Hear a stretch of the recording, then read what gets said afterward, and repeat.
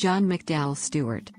John McDowall Stuart, September 7, 1815, June 5, 1866, often referred to as simply McDowell Stuart, was a Scottish explorer and one of the most accomplished of all Australia's inland explorers.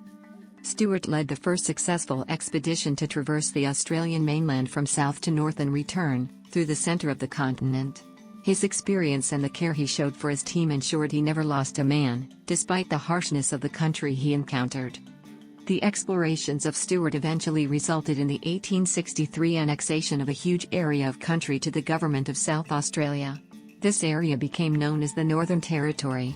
In 1911, the Commonwealth of Australia assumed responsibility for that area. In 1871-72, the Australian Overland Telegraph Line was constructed along Stewart's route. The principal road from Port Augusta to Darwin was also established essentially on his route and is now known as the Stewart Highway in his honour. Early life.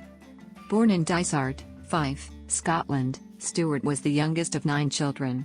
His father William Stewart was a retired army captain serving as a customs officer. Stewart's parents died in his early teens and so he came under the care of relatives. He graduated from the Scottish Naval and Military Academy as a civil engineer before emigrating to Australia at the age of 23. Stewart was a slight, delicately built young man, standing about 5'6" inches tall, 168 centimeters, and weighing less than 9 stone, about 54 kilograms. In January 1839 he arrived in the 3-year-old frontier colony of South Australia, at that time little more than a single crowded outpost of tents and dirt-floored wooden huts. Stewart soon found employment with the colony's Surveyor General, working in the semi-arid scrub of the newly settled districts, marking out blocks for settlers and miners. He later became a Freemason. Charles Stuart's protégé. The Surveyor General of South Australia, Stewart's superior officer, was the famous explorer Captain Charles Stewart, who had already solved the mystery of the inland flowing rivers of New South Wales, in the process reaching and naming the Darling River, travelling the full length of the Murrumbidgee, and tracing the Murray to the sea. Stewart remained with the Survey Department until 1842 and then worked in the Mount Lofty Ranges as a private surveyor and grazier. In 1844 Captain Stewart embarked on an expedition into the arid interior, and engaged Stewart as a draftsman. Stewart's expedition penetrated further north than any previous attempt, at the cost of great hardship. Instead of the hoped-for inland sea, the explorers found 2 of the most fearsome arid areas anywhere in Australia, Stewart's Stony Desert and the Simpson Desert. After his second-in-command James Poole died of scurvy, Stewart appointed Stewart in his place. Both men survived to return to Adelaide, but suffered greatly from scurvy. Stewart never really recovered and soon returned to England. The younger Stewart was unable to work or travel for a year. Stewart returned to his trade as a private surveyor, spending more and more time in remote areas, and moving to Port Lincoln for several years before moving again to the northern Flinders Ranges, where he worked for the wealthy pastoralists William Fink, James Chambers, and John Chambers, exploring, prospecting for minerals, and surveying pastoral leases. It is claimed that he was a member of Stephen Hack's expedition of May and June 1857 looking for a grazing country north and west of Streaky Bay, and a private expedition to Lake Gardner with Anthony Forster, later to become editor of the Register, in 1858. First expedition. On May 14, 1858, with financial backing from William Fink, Stewart set off on the first of his 6 major expeditions. His aim was to find minerals, a land which the Aborigines called Wingulpinen, and new grazing land in the northwest of South Australia. Stewart set out from John Chambers' station Oratunga, taking as companions 2 of Chambers' employees, a white man named Forster and a young Aboriginal man, half a dozen horses, and rations for 6 weeks, all provided by Chambers, a pocket compass and a watch.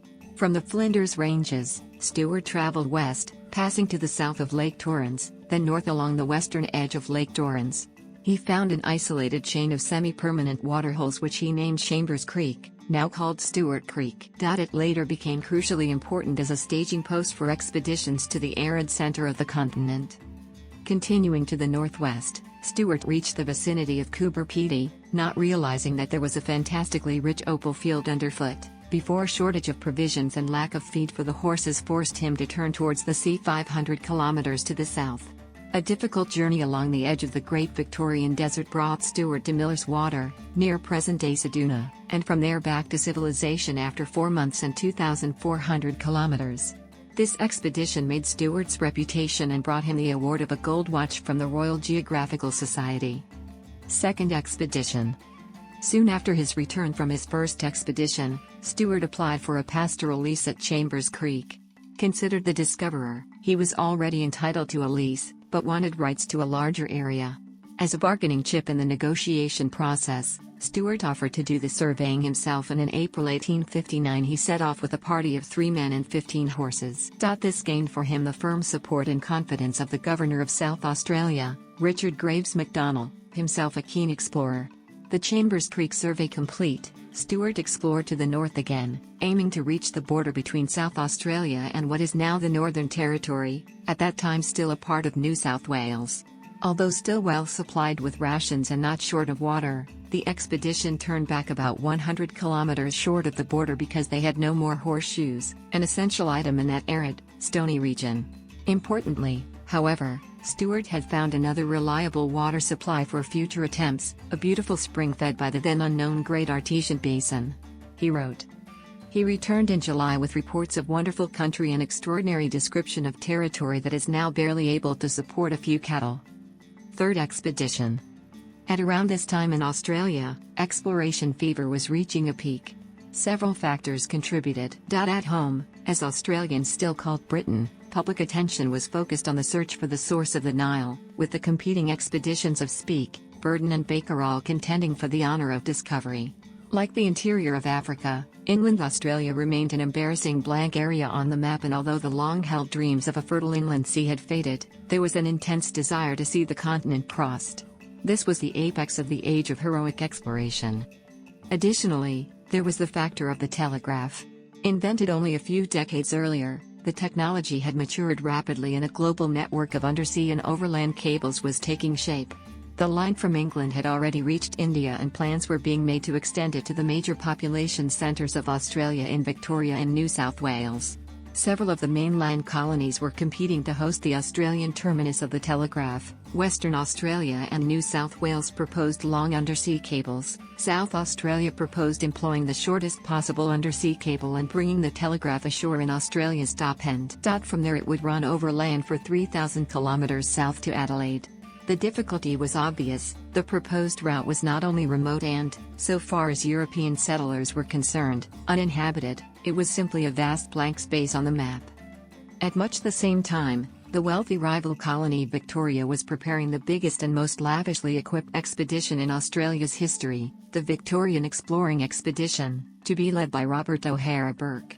The South Australian government offered a reward of £2,000 to any person able to cross the continent through the centre and discover a suitable route for the telegraph from Adelaide to the north coast.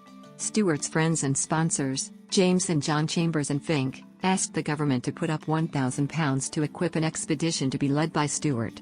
The South Australian government, however, ignored Stewart and instead sponsored an expedition led by Alexander Talmer, which failed miserably, failing to travel beyond the settled districts. Meanwhile, Stewart was entangled with other problems.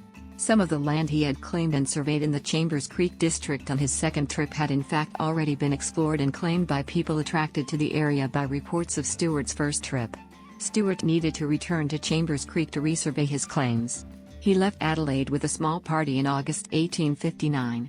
Having surveyed his own claim and several new claims on behalf of his sponsors, Stewart spent the spring and summer exploring the area west of Lake Eyre, finding several more artesian springs. Working through the severe heat of summer, Stewart experienced trouble with his eyes because of the glare, and after some time enduring half rations, all but one of his men refused to leave camp. Contemptuously, Stewart sent them home. William Keckwick, his remaining companion, was reputed for his steadfastness and would stay with Stewart for the remainder of his career, usually organizing the supply bases while Stewart scouted ahead. Keckwick went south for provisions and more men, returning with 13 horses, rations for 3 months, however only a single man, Benjamin Head. Fourth expedition. On March 2, 1860 the 3 men left Chambers Creek, aiming to find the center of Australia. As always, Stewart traveled light, taking only as much as could be carried on a few pack horses. The secret to successful exploration, in Stewart's view, was to travel fast and avoid the delays and complications that always attend a large supply train.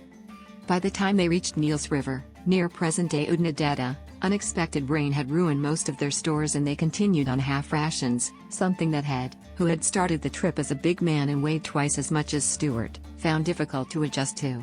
Water became more and more difficult to find and scurvy began to set in. Stewart's right eye was failing. Nevertheless, they found a major watercourse in early April which Stewart named the Fink River, and followed it northwest over the South Australian border to the McDowell Ranges, which he named after Sir Richard Graves McDowell, Governor of South Australia, on April 12, 1860. On April 22, 1860, according to Stewart's calculations, the party reached the center of the continent. Stewart wrote. In fact, the mountain became known as Central Mount Stewart after Stewart himself, not his mentor Sturt, and geographers no longer regard it as the true center of Australia. Nevertheless, it retains its symbolic value. The explorers were unable to progress much further north. Lack of water forced them back again and again. Stewart's scurvy was growing worse, head was now half his original weight, and only Kekwik remained capable of heavy work. Then, on 22nd of May, it rained. With water now available nearly every day, they made good mileage and by mid-June were able to reach a riverbed which Stewart named Tennant's Creek, now the site of the township Tennant Creek. The worst of the country was now behind them and they were only about 800 kilometers from the coast.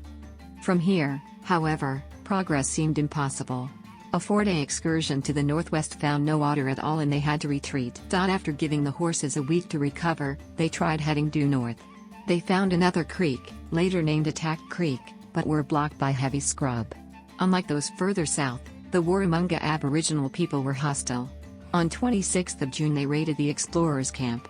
One stole the shoeing rasp, which Stewart was able to recover, others threw boomerangs at the horses and set fire to the grass around the camp. Like Sturt, and unlike some of the other Australian explorers, Stewart generally got on well with the Aboriginal people he encountered but he was unable to negotiate with this group and considered it unsafe to continue.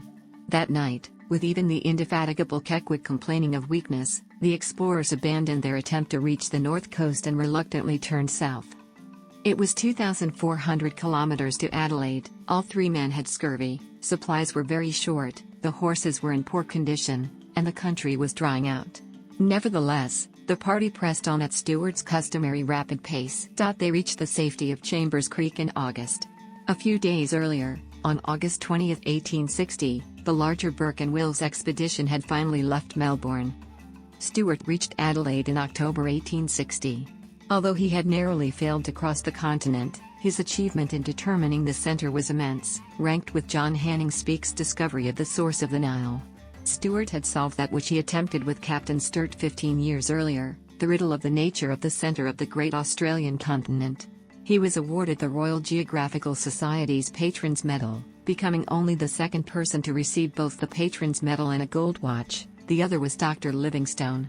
Belatedly, even the South Australian government started to recognise Stewart's abilities, and was honoured with a public breakfast at White's Rooms in Adelaide. Fifth Expedition. James Chambers put forward a plan for Stewart and Kekwik to return north with a government-provided armed guard to see them past the difficulties at Attack Creek. The government prevaricated and quibbled about cost, personnel, and ultimate control of the expedition, but eventually agreed to contribute 10 armed men and £2,500, and put Stewart in operational command. In contrast, the Burke and Wills expedition had cost £9,000 to establish. That expedition had already reached the Darling River in northern New South Wales. Stewart left Chambers Creek with a dozen men, 49 horses and rations for 30 weeks on January 1, 1861. It was high summer in South Australia and the worst possible time for travelling. Stewart was soon forced to send 2 men and the 5 weakest horses back. The heat was extreme and the party often delayed while Stewart searched for fodder and water. They were still in northern South Australia on 11th of February, the day that Burke and Wills reached the Gulf of Carpentaria. With difficulty, Stewart's party had reached the McDowell Ranges when heavy rains came, allowing them to press on northwards at a much better pace. They reached Attack Creek on April 24, 1861, this time finding no sign of the hostile tribesmen that had blocked the last attempt. At about the same time, and unknown to Stewart's party, of course, Burke, Wills and King reached their base camp at Cooper Creek only to find it deserted. The fourth member of their party, Charles Gray, was already dead, Wilson and Burke perished within a few more days, leaving only King to be sustained by the kindness of the local Aborigines. Stewart still planned to march northwest towards the known region of Victoria River, which had been mapped by Augustus Charles Gregory in 1858. Leaving the main expedition to rest, he led a series of small parties in that direction, but was blocked by thick scrub and a complete lack of water. After a great deal of effort, the scouting parties managed to find another watering point 80 kilometers, 50 miles, further north, and Stewart moved the main body up.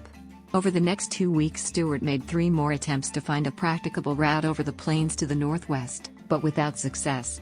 Finally, he decided to try heading due north. He was rewarded with the discovery of a splendid sheet of water 150 meters, 492 feet, wide and 7 kilometers, 4 miles, long, which he named Newcastle Water, after His Grace the Duke of Newcastle, Secretary for the Colonies. For 5 more weeks the party camped at Newcastle Waters while Stewart tried to find a northwestward route to take them to Victoria River and thus the sea. The local Aboriginal people were unfriendly, lighting fires around the camp and spooking the horses, and Kekwik had to mount an armed sentry with instructions to fire warning shots whenever they came near.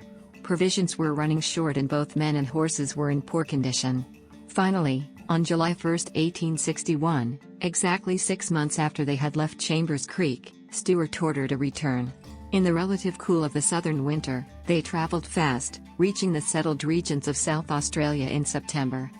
When Stewart learned that Burke and Wills were missing, he immediately offered to join the search for them. The first rescue teams had left some time earlier, however, and soon returned with the news that no less than 7 members of the largest and best-equipped expedition in Australia's history had died. Public exploration mania had cooled considerably. Although Stewart had now led 5 expeditions into the arid center of Australia and crossed all but the last few hundred miles of the continent without losing a man, the South Australian government was initially reluctant to back a 6th effort. However, the prospect of establishing a route for an overland telegraph line became a significant factor. The government finally provided £2,000 at the last minute on condition that Stewart took a scientist with him. James and John Chambers along with William Fink remained the principal private backers. 6th Expedition. Stewart's 6th expedition was officially launched at James Chambers' home at North Adelaide on October 23, 1861. Their first stop, before they had reached the town of Gawler, was forced by trouble with their horses. One reared, striking Stewart's temple with its hoof, rendering him unconscious, then trampling his right hand, dislocating 2 joints and tearing flesh and nail from the first finger.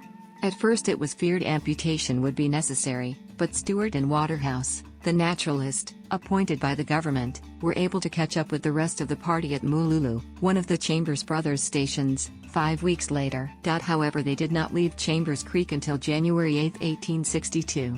One of the party, John W. Woodford, son of the city coroner, was dismissed by Stewart for insubordination, having refused to be parted with his greatcoat, and, contrary to Stewart's instructions, for keeping a personal diary.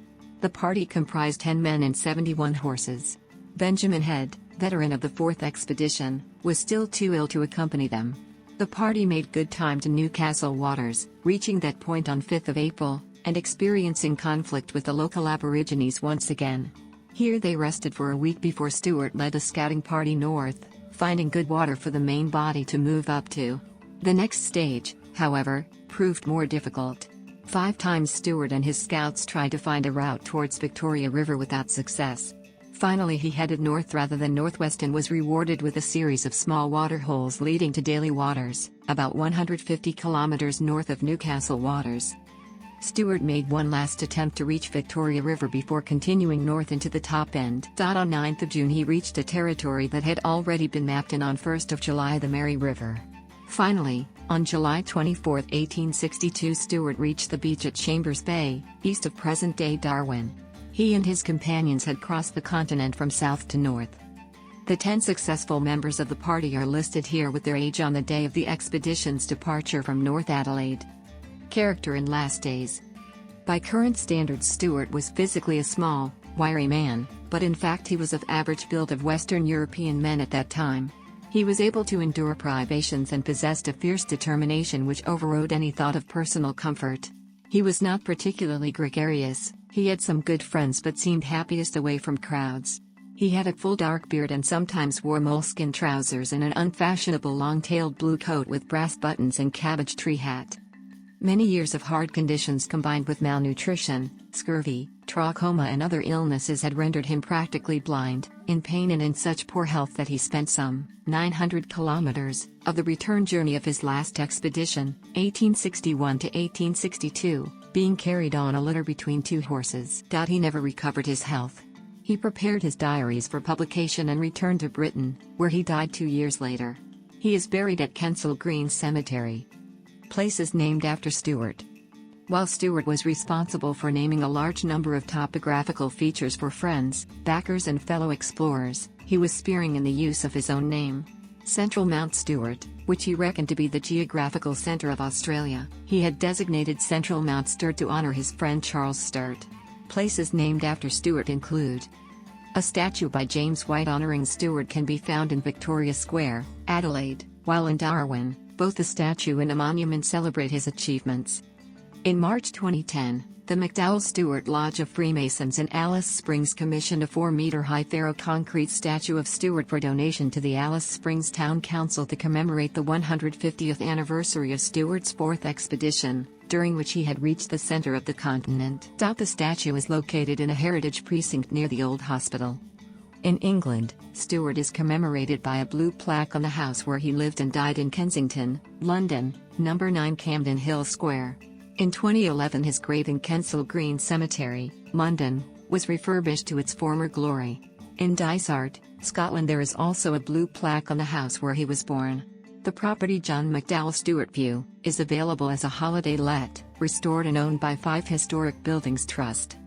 Associates. Among those who shared Stewart's travails were Among those who shared Stewart's travails were